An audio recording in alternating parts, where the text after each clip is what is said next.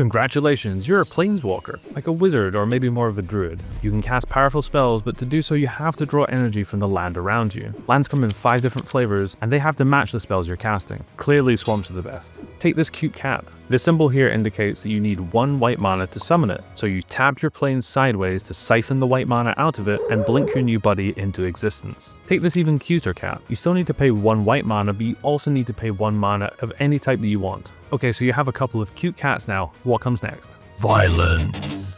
Duels are settled after one planeswalker's health is reduced to 0. The most common way to do this, attacking with your creatures. After being summoned from nothingness, creatures need to take a turn to shake off the jet lag, but the following turn they can attack. If a creature is not stopped, then they will hit the opponent directly, dealing damage equal to their attack stat. If an opponent rudely decides to block with their own creature, then they will attack each other. If a creature's defense stat is greater than the damage taken, then it will survive. If not, it will die and go to the graveyard.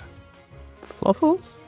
Some cards will exile others into a kind of void dimension, skipping any death triggers that the creature might have. A typical duel goes like this. You each draw 7 cards. Remember, you do need lands to cast your spells, so if you don't like the 7 that you see, you can redraw a new 7 as many times as you want until you're happy, and then put that many cards on the bottom of your deck. You can now play up to 1 land a turn and cast any spells that you can pay for. If you have creatures that can attack them once per turn at the same time, they can all do so. You can even cast spells and place lands after combat if you wish to. I would advise playing your lands right away and then playing your spells at the last relevant moment. Duels are a battle of cunning, and the less that your opponent knows, the better. After your turn is over, damage is removed from all creatures and it passes to the opponent. At the start of each new turn, you untap all of your cards and draw a new one from the top of your deck. Turns are passed back and forth until a winner is decided. There are many different types of spells in Magic. Artifacts are crafted items or creatures that often can be cast using any combination of mana. Enchantments are permanent boons that stay in play until removed.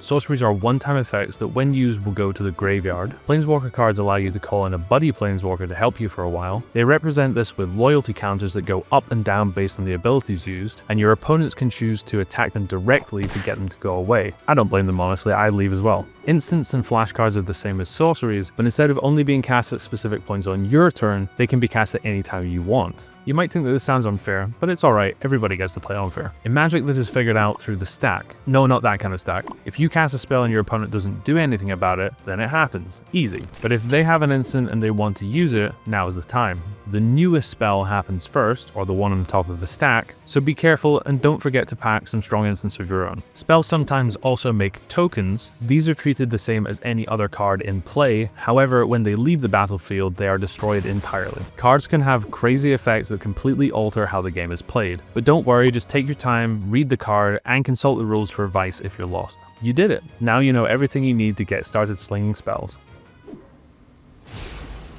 Who's a good Fluffles? Yes, you are. If you enjoyed the video, please consider subscribing. If you want to support even more, then I just added channel memberships. When you join, you'll gain access to these very cute emotes, and your name will be shown at the end of all future videos. See you soon.